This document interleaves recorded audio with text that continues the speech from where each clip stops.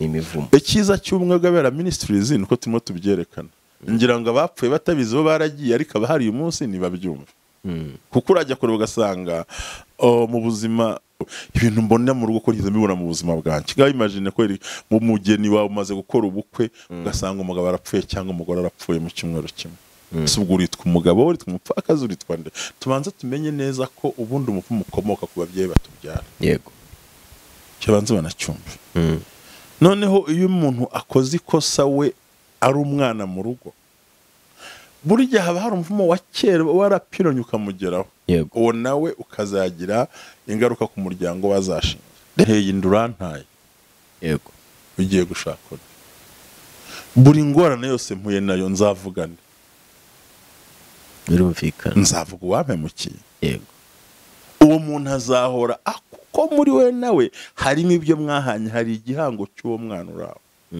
umwana azabura amafaranga y'ishuri ngo so ntiyibereye hariya se noneho ahore buri gihe akoherezayo icyo kintu kandi biravuga ngo ntabwo kuvuma umwana ariko amarira ye Imana irayumva kandi ahaguhindukira umuvumo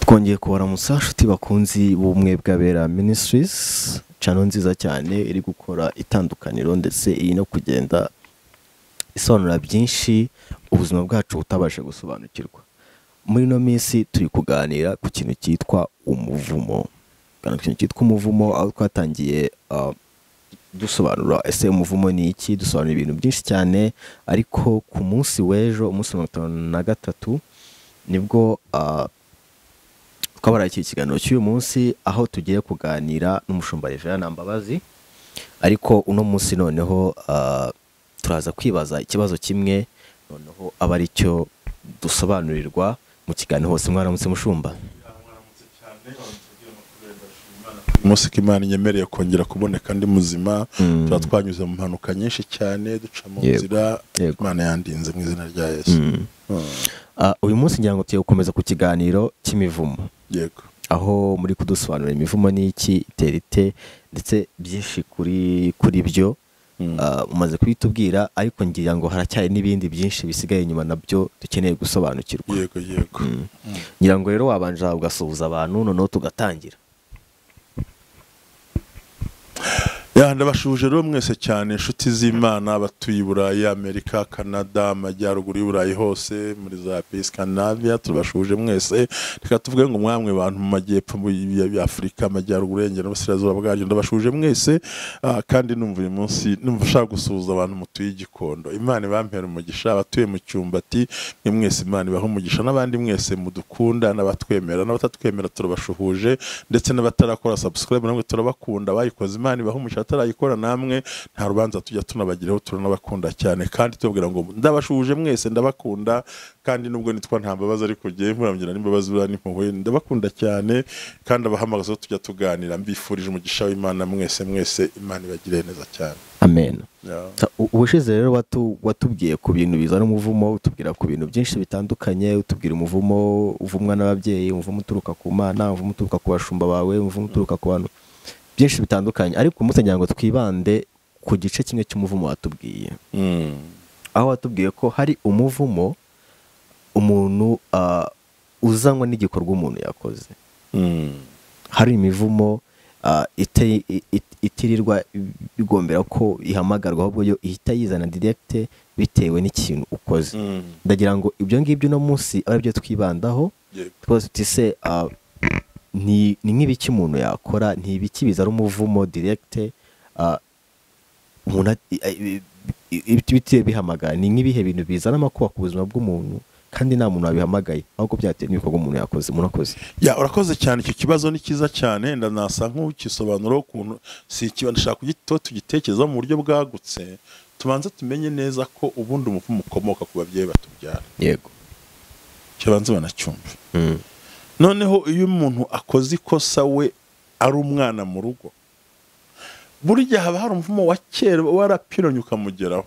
uwo nawe ukazagira ingaruka ku muryango wazashinga rero twamaze kubona ibintu byinshi bitandukanye wahisemo ngira ngo ubwo hisemo ko tuvuga ku bintu bijyanye n'ibikorwa bizana umuvumo nta n'uvuganya nawe yego ariko akenshi bishingiye muri Bibiliya burya ni ukuvuga ngo ikintu cya mbere kizana umuvumo gikomeye sinzi ubundi ni nk'ibintu nka bitandatu byinshi ariko mu mwanya wabyo ntabwo waboneka reka twivugire ku bintu bike cyane cyambere hari uko utumvira ababyeyi automatically umubyeyi atakuvuma yakuvuma utamwumviye kera umaze kwemvoka cyangwa umaze guhamagara umuvumo yego cya kabiri ni umuvumo wo kudakunda igihugu cyawe ukakirwanya ukagihiga ukavuga nk'ibintu bisanzwe icyo gihe kiranagufa iyo gufashe baragufunga cyangwa ugatera ukirukanka uvuga ko burya umuntu atakaje igihugu abatakaje ibintu byinshi icya gatatu ni icyaha kuba kumena amaraso kumena amaraso kwica umuntu ukamena amaraso y'inzirakarengane ukamena amaraso bitemewe byose bizana umuvumo kandi automatically kandi uremereye ikindi kurenganya abantu kugira akarengane nyaga abantu amasambu kunyaga abantu ubutaka kubicisha kubafungisha mbere ugasanga urame nabyo ni umuvumo ubuhamagaye wo ntirirwa bagusabira ahubwo dejo baze kwihamagarira icya kabiri ko icyo twita ihohotera ikiremwa muntu ugahohotera umuntu ukanyanya mu gisobanuro kunyanyasa ukatesha umuntu umutwe ukamubuza amahwemo ukamubuza yajya kera nabwo umuvumo amaze kwemvuka mu rugo rwawe hanyuma ikindi no kwica amasezerano yego isezerano wagiranye n'umuntu runaka ubona ko atabizi buriya yenda n'imivuga barandakarira nk'umuntu ati ngiye tuzabana kugira Kristo cyangwa urupfu ruje mukatangira gutandukana mwashenye amasezerano ayagiraho ingaruka ikindi no kuraguza gusenga ibigirwamana guterekera kubandwa gukora imihango ya kera yose yo guca indasago icyo byose nabyo biri mu bintu bihamagara umuvumo nubwo nta muntu wakuvumye ngira ngo duhereye ku icyo ngicyo cyo kumena amaraso umuntu aramutse amenya amaraso ntihagire umubona ntagire n'ubimenya hari ibintu bakunda kumva bavuga ngo amaraso ngarakurikirana yaba ari wo muvumo ese uwo muntu bigenda bite impamvu amaraso akurikirana ni wo muvumo kuko amaraso arakurikirana kugira ngo Imana ihorere ku muntu wahemutse yego tuvuge ushobora kwica umuntu ugaceceka ntihagire umuntu ubimenye ariko maraso y'umuntu aragukurikirana ko yamenetse hasi ahora ataka asaba guhorerwa so amaraso akugenda inyuma ngira mu kiganiro cy'uje twavuze mu migani 20 ngira ngo uremerewe n'amaraso y'uwo yishe azabe igicamo cyahora azerera yigendera hazahama hamwe so rero amaraso aragukurikirana uwo ukitwa umuvumo ariko atari umuntu wakuvumye ahubwo igikorwa wakoze kumena amaraso byo ni ikindi kintu gikomeye cyane cyane bishiye guhohotera umuntu kubuza umuntu amahoro no kumwambura uburenganzira bwe no kumwicana amaraso ni ibintu bizana umuvumo nizihe ngaruka zizanwa n'icyo gikorwa icya mbere reka tuze kugarukaho cyane ko ubundi umuvumo inigenero ukora ibintu bimwe buryo ariko tubaze turebe cya gihe n'urugero guhohotera abantu baza no kubyumva nko kugenda ugasahura ibintu by'umuntu kandi ubishaka ubizi kandi uzi ko ari buze kubikenera we nyirabyo kandi ntacyo bitwaye ntacyo byabitwaye umuntu buriya no kuvuga ngo icyo gihe iyo usahuye je narabibonye cyane nubwo ntinya kubivuga gese ko ntari mutoya rega wowe uracyari muto habintu utazi ubundi buriya ariko nk'abanyarwanda mbwira barabyumva nk'abarundi umva ikinyarwanda barabyumva n'abaganda umva ikinyarwanda barabizi barabyumva umva ikinyarwanda wese arimo arumva imvugo ndimo mvuga mw'abana mwavutse nyuma ya jenoside nta kintu mwigeze munabona noneho n'abavutse 90 ntacyo mwabonye ariko uyu munsi umuntu wasahuye ibyundi nawe ejo bundi muri gacaca barabimwambuye niba uyu munsi arimo yishyura ibyo yariye by'abandi kera agiye kubyishyura wa mwana we arasigara he yabyaye warasigara he noneho uriho amaraso y'uwo yishe uko wamwica kose uburyo wabikoramo byose amaraso akuza inyuma akagukurikirana akanagushorera yego ari nayo mpamvu mu kiganiro cyose twaganiriye ni izihe ngaruka zo zijya guhura ubundi akenshi burya ingaruka zijya guhura icya mbere ni urupfu rutunguranye ni ugukenyuka, ni ukudatera imbere, ni umuryango yangana, kuko urumva mu muryango uri nk'amaraso ntibahuza, abantu ugasanga umwe arakiza undi arakennye, nta bumwe, nta bushuti, ntaki, ariko hakabona impanuka, urupfu rutunguranye, kwiyahura, kugira depression, ugasanga umuntu yamaze kudeprima, ugasanga hari indwara zindi utamenye iyo zivumbutse. Izo ni ingaruka ziza kuri abo bantu. Noneho no kubaho nta buzima bagira, ikindi no guhorana ipfunwe mu mutima wabo, umuntu ugasanga yapfuye mu marangamutima ko n'ubundi arahagarara ariko barankekaho kino kintu. So ugasanga rero umuvumo uramukurikiranye, umwe rukansongira ngo naye nabiteguyemo hano, akenshi n'ingaruka z'ibintu byinshi cyane bagombye kureba uko bingana, nubwo ntabirangije byose, ariko ubundi akenshi bigira gute, ni indwara, imibabaro ikaze, icyo twita umubabaro ukaze. Urabuze umubabaro ukaze, ubundi hari umuntu kubabaro icyo twita imibabaro ikaze, icyo nita sorrow, ariko atari wa mubabaro yuko bakurakaje, guhorana umubabaro ukaze mu buzima ukabije ku buryo urwara umutwe udakira, kubera ko ugasanga n'ikindi kibazo, impanuka za hato na hato kabisa. Kagurira umwana moto ngo atere imbere, yayikandagira agahita bamwicana na moto wamuguriye. Umwana akagenda kwiga, yarangiza kaminuza, ugeragiye kudepoza asaba akazi, agapfata nakoze graduation. Ubwo bari yamaraso yishyuza cyane, yishyuza burundu, kandi arishyuza nta kintu, nta mikino agira. Ugasanga umukobwa ateguye ubukwe, yamara kurongorwa umugabo bamara icyumweru, umwe muri bo akaba arapfuye. Ibaza nayo gupfakara umaze icyumweru, icyo kintu cyumva gute? Ntabwo ari karande, ni umuvumo. Urabyumva neza? Hari nk'ibyo igihe biba bibaguza bw'umuntu ariko ntabashe gusobanukirwa neza ibyo ari byo, akajyarwa n'ubuzima busanzwe, nyine ni coincidence cyangwa se ni uko ibintu byagenze, ariko mu by'ukuri ni imivumo. Icyiza cy'ubumwe bw'abera ministries ni uko turimo tubyerekana. Ngira ngo abapfuye batabizi bo baragiye, ariko abahari uyu munsi ntibabyumva.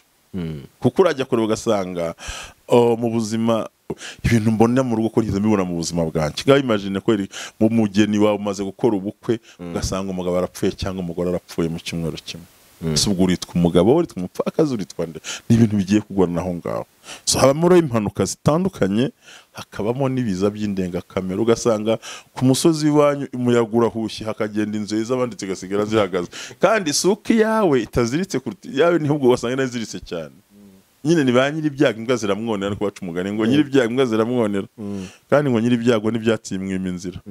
Twihuse cyane, reka tujye ku kindi, nimba ariko use turabirangije buriya ntabwo turarangiza. Hanyuma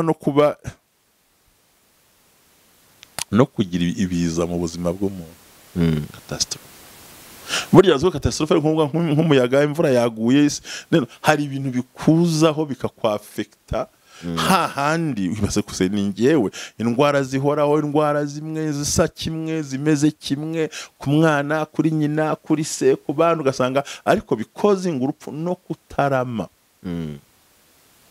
Ugasanga mu muryango w'abantu nta muntu ugira imyaka 50. Wagize 50 agasanga ubwo cyo bisaba gusobanura ubwo. None biba bisobanura ko uwo muryango uzacika ugahanagurika mu isi. Kandi ubundi twagombye kugira umuryango udacika. Hari imiryango izima burundu, ugasanga rwose ku ikarita ntibakiriho nka ba Robert bariya. Ugasanga ari igisekuru kiriho hafi imyaka igera kuri 100, kubera iki habayeho kurindwa no gutabarwa. Izo rero ni ingaruka zikunze kuba kuri uwo muntu. Ikindi dukwiye kumenya kuri uwo muntu, uzasanga hanini nicyo ndimo ndeba, kuko ni ingaruka nyinshi zibazo nk'uko washatse kuzimbaza.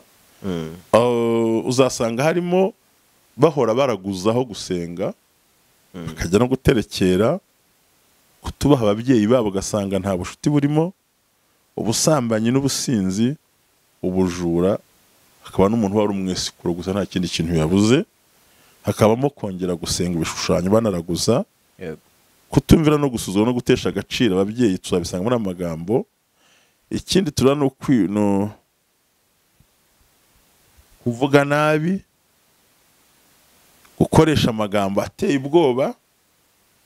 Noneho ikindi kiza kuba kuri abo bantu, yenda ku kintu cya 10 nivugire, ukizakubwira bene uwo muntu uzamusanga buri gihe yizerera mu mbaraga atari iz'Imana hanini. Noneho nihusaho gakeya, wa muntu wishe, nicyo twabanje kuvuga uyu munsi. Ntabwo twavuze ku bintu byinshi cyane, twavuze ku maraso y'umuntu. yego wari uzi neza ko uyu munsi abana bavuka ku babyeyi bakoze ibyaha byo kwica abantu bitinde bitebuke wa muryango nta bushuti ugira, abantu bariyahura.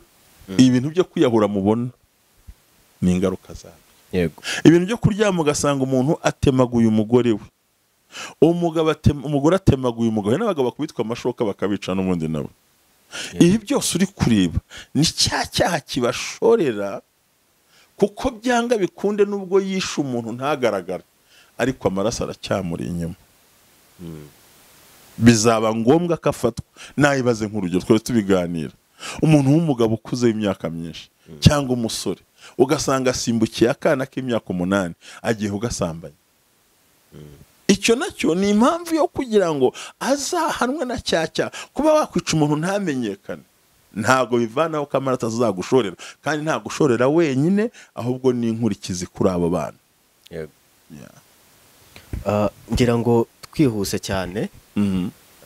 nimba usana bwose burangiye abantu bacu banyuzwe, cyangwa se nimba batananyuzwe baraza kwandika muri comment section bavuga icyo bifuza ko mwabasobanurira.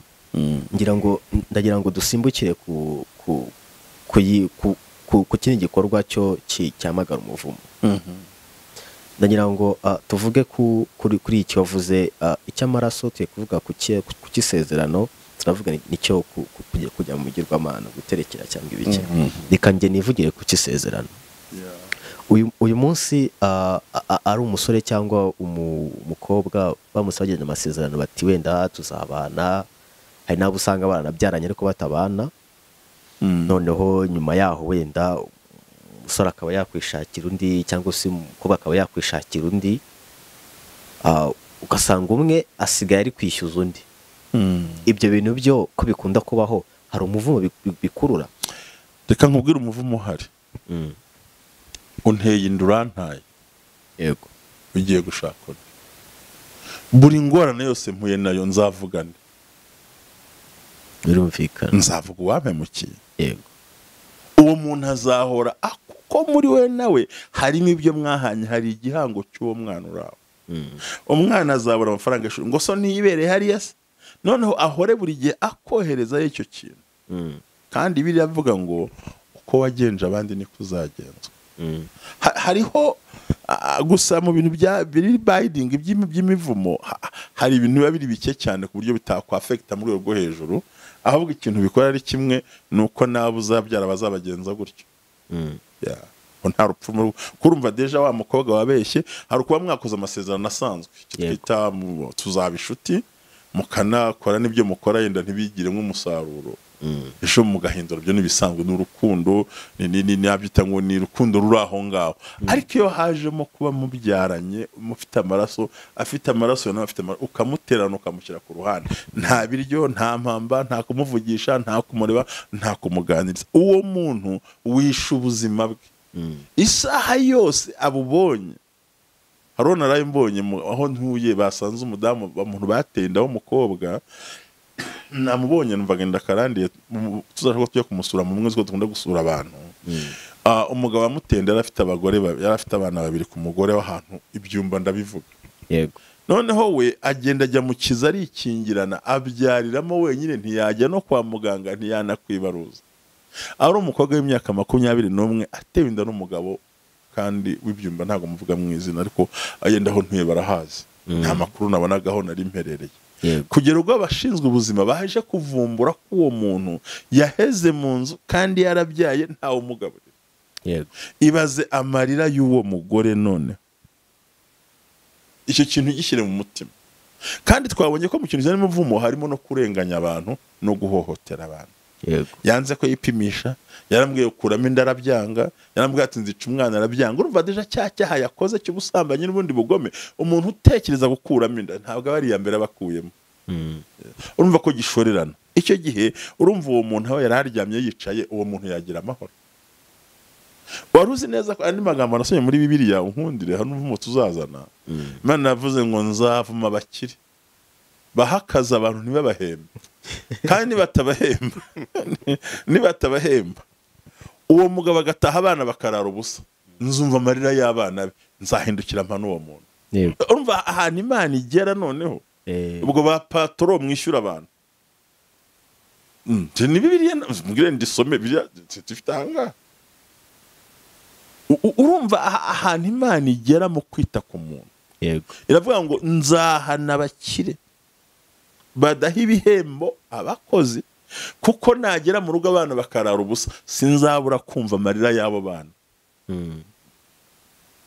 Imana ikurikirana umuntu. Urumva rero ya contract mwagiranye yenda mwabanye ariko nta kintu cyabayo, ariko mwamaze kubyarana ntutunga umwana, ntuwite ku mugore, ibaza amarira y'uwo muntu rero. Yego. Yaguhesha umugisha rwose. Ntabwo bibaho. Unahora izo contract niyo yamasezerano tuvugana. Hari n'abakira bajyaga bananywana bakanacinda ati tunywanye duhanye igihango cyo kutazahemukirana iteka ryose. So iyo ndahiro yiciyemo hari kagahinda kabaho. Njyewe ndifasha ariko nangiye kubivuga. Njyewe hari umuntu umwe mubabariye mu gihe gito, nabwo ariko iyo mbyibutse ntabwo mbapfa kubabarira pe, Imana imbabarire ko nge bitinde hose nzi ko bankurikirana. Hari abankurikira barumuna banjye barankurikirana, hari abana, hari umwana umwe nzi hamurumuna wanjye arankurikirana ku manywa na nijoro. Abantu benshi byo mu muryango barankurikirana, ariko bimara ko nge nagize imyaka 50 ntarabarira papa.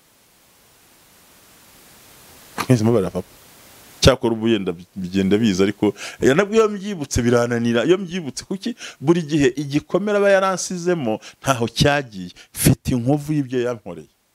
Urambyaye, ntunyishyuriye ishuri, untesheje ubuzima, unjugunye ku musozi, kwari ukwibyarira gusa, ntuzi ngo mbayeho gute. Ni ukuri data yapfuye 1983, ariko nari mu bintu byangoye kumubabarira no kubabarira papa, kuko nabonaga buri gihe ikintu kinjeho nkibuka nta mbabazi ko yampemukira.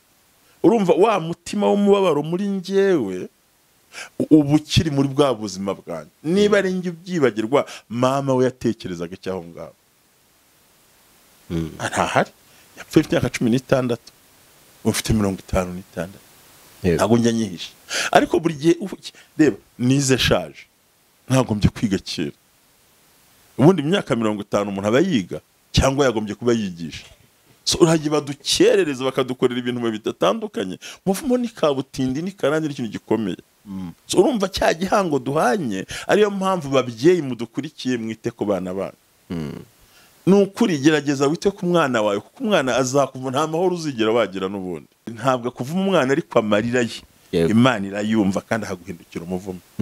Yes. Tugana ku musozo ngira ngo dusigaje iminota mikeya. Turebye ingo z'iki gihe, kubana kugira amahoro kw'ingo z'iki gihe ni ibintu genda kuba impossible.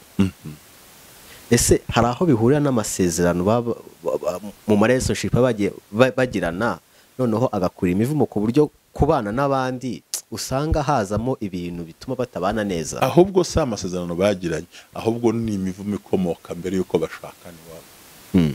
Kuko uzareba uyu munsi urugo nta rugo rubwizanye kuri 100%. Ni gake ni vent umwe bakura kubeshya, ntaragushuka, nta kubwira ibyo bintu, nta kubwira ko yagiye kuraguza bakamusambanya, azabwira ko yabaye isugi burundu, undi nta kubwira aho yacitinze hari ku ruhande. Sobanura ngo urugo umva nyine amasezerano yo kubana siyo atera ikibazo cyo kutabana, ahubwo nuko ubakiye ku muvumo. Bubakiye ku muvumo no ku kinyoma. Hariho uswa n'abantu babana agwisha ko yabyaye umwana hanze ukazayimenya mubyaranye nka 3. Ibazo ikinyoma yubatseho rero. So akenshi rero kuba ingo zitabana neza shingiye ku masezerano babanagiranye, ariko bikaba nishingiye ko bagiye no kubana batabanje kwicara ngo baganire. Ubwira umuntu ngo story yanjye niyi, ntangira nkarangirira hano. Story zanjye nizi zikagarukira hano. So nduyu nguyu muri buno buryo. Hakaba ro guhishanya mpamvu usanga harimo intambara, kwicana, urwikekwe, divorce ziteye ubwoba. Hari umuntu umwe nawe simuvuze mu izina yavuze ati itorero ryacu giye itorero twa ADP ntabwo ryemera gutandukana. Avuga ati rivuze ko gutandukana byemewe. Ati urukiko ntirwabona aho amadosiye yagiye bari menshi cyane. Urumva barabana kubwo gutinya itorero, barabana kubwo gutinya amaso y'abo basengana, ariko imitima amaze kugira gute gutandukana. Niyo mpamvu mwajya no gusengerwa diga no kujya mu butayu.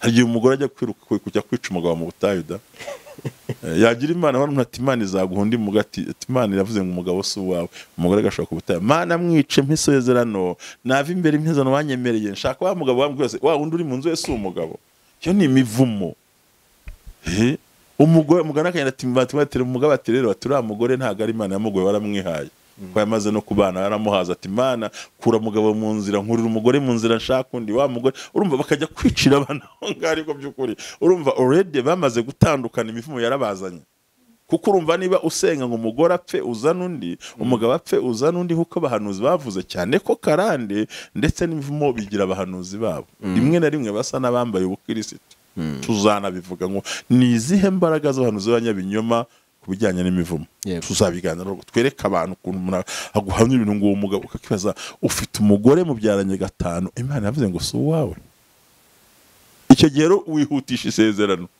ubwo nuryihutisha ngapfe bikanga uzashyiramo n'uduti kugira ngo bigevo no ubundi bavuga ko abarozi ari abantu bafasha Imana kwihutisha isezerano abarozi nyine ati mbonye ucika amaguru mbonye uvunika agashakisha doze nyine ugapfa gutyo cyangwa ukarwara atari kubundi aragaruka ashaka gukora iki sumva ni ya mivumo rero ubyaranye n'umuntu kane 5 ngo kandi waragiye mu rukiko uzamura ikiganza ndamwemeye ujya kwa padiri no kwa pasitori ati tubyaye tutabyaye urangiza ngo si uwawe ubigiwe nande iyo ni imivumo abantu bakiyeho ya maraso na zandahiro n'ibihe bya kera twagiye dukomokaho naho ingo ziri gusenyukira ndetse n'umusizi ziri no mwirindimo ziri nizo wibwira ntabwo urashaka buriya nizo wibwira ko zihagaze ntazihari ndabivuze ntawe untera amabuye niba mbeshya ndakwibariza wowe bimeze bite ubu hari abagabo bahitamo gutaha nijoro basinze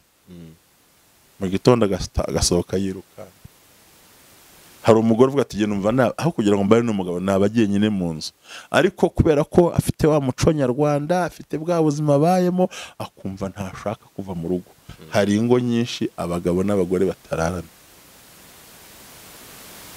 kandi mu gitondo bakajya mu modoka bakajya mu kazi urabyumvikira bakoze separation mu rugo kurumva niba uri umutegetsi ntabwo uzajya kujya gutana uzatakaza credibility kandi uyobora byiza mutandukanira mu rugo mwakarya saa 4 ukajya saa 3 ukajya mu cyumba cye bugacya mu modoka mukajya mu kazi mbega mukaba kuri iyo miguru abantu uyu munsi bafite ibikomere ariko ibyo ni biki ni ya maraso abantu bisize y'inzira karengane n'indahiro n'ibindi bavuze n'ibyapfu muri ryo guterekera bizana ho kaga yego tugana ku musozo ndagira ngo nimba ikirenzaho ube wakirenzaho noneho dusengeye dusoze nta kindi narenzaho bazakurikira ikiganiro cy'ubutaha aho tuzerekana ibindi bisobanura ni episode zikomeza kandi nifuza ko umuntu abyumva ariko gusa ntagire ubwoba ntahangayike nubwo karande yoroha kuruta umuvumo ariko nawo tubasha kuwukuraho mu izina rya Yesu sitwigera amaraso ya Yesu aho tuzerekana bakurikiranye cy'ubutaha kandi wakoze ndanabakunda ndabashimira cyane bakomeza kuduhamagara Imana ibameshe mu izina rya Yesu Imana ibarinde.